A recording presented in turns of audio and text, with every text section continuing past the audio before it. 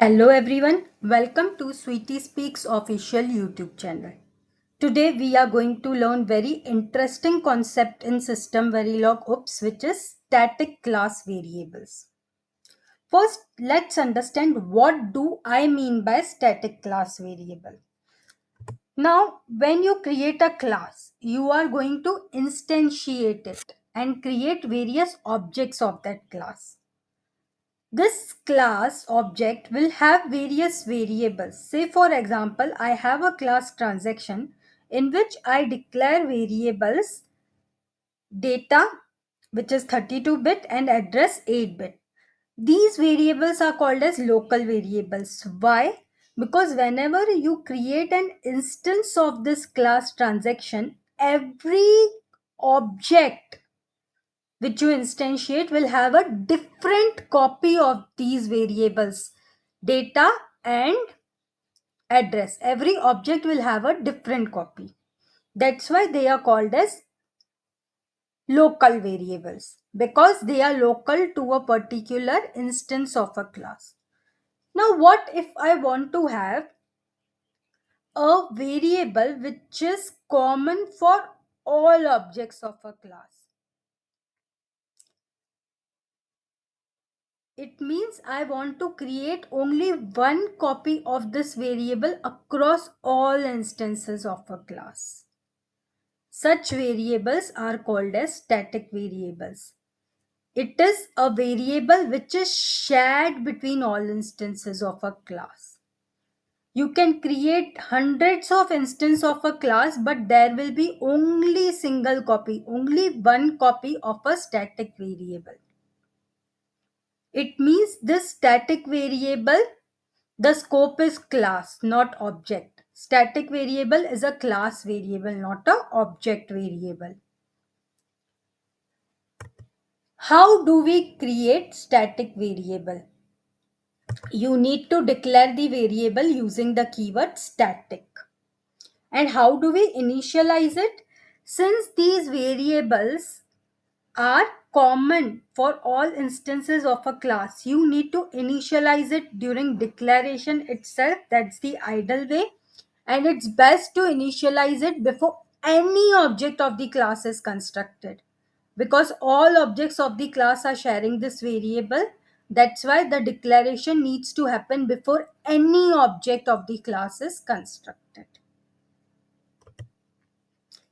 There is one very important question: never ever initialize static variable in a constructor, because constructor is called for every object and the static variable is not a local variable that you will have a different copy for every object. No, you will have a single copy for class. That's why you should never ever initialize the static variable in a constructor. This is wrong.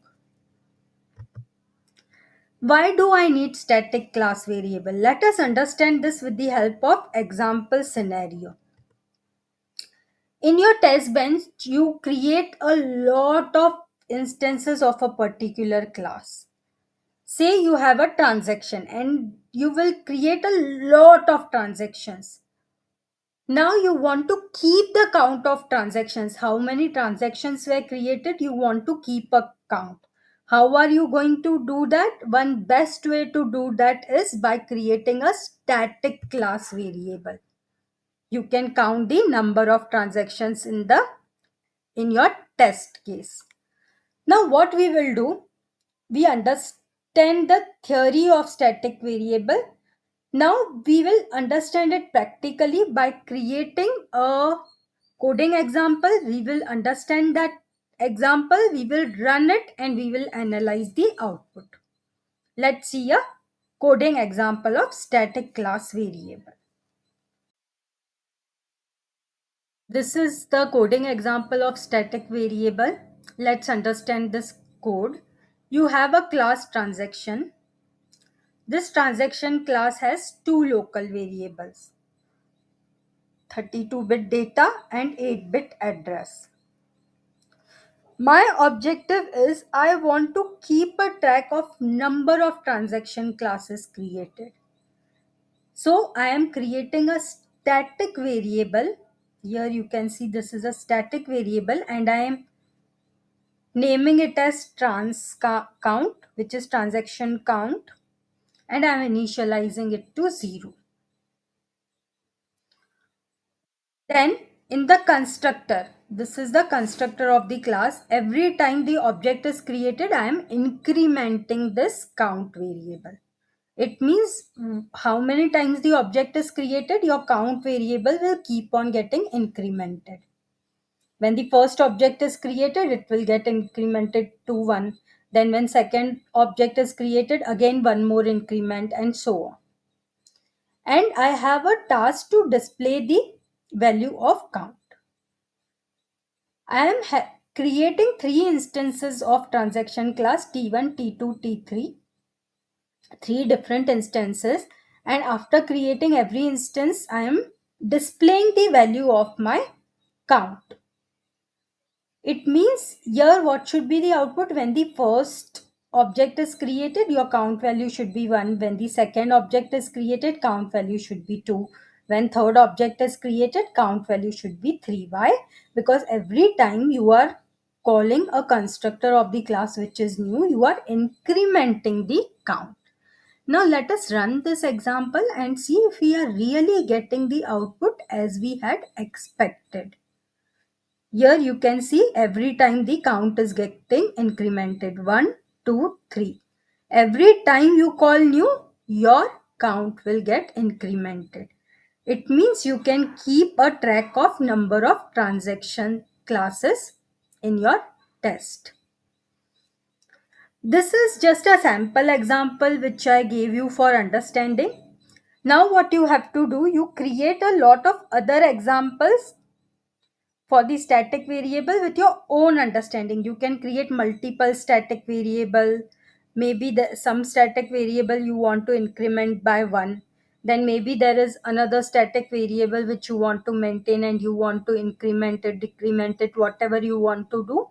As per your scenario, try to create your own example and run it.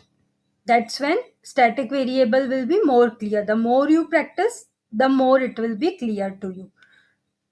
If you still did not understand, please go through this lecture again till you really understand the static variable properly. I have tried to explain it in very easy language with very easy example, very easy code so that you are not confused.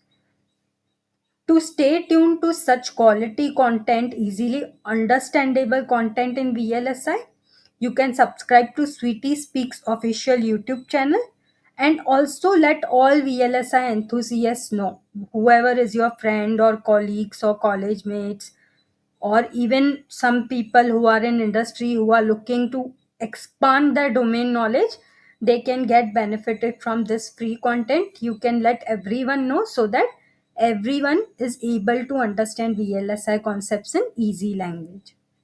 Thank you and stay tuned to Sweetie Speaks official YouTube channel.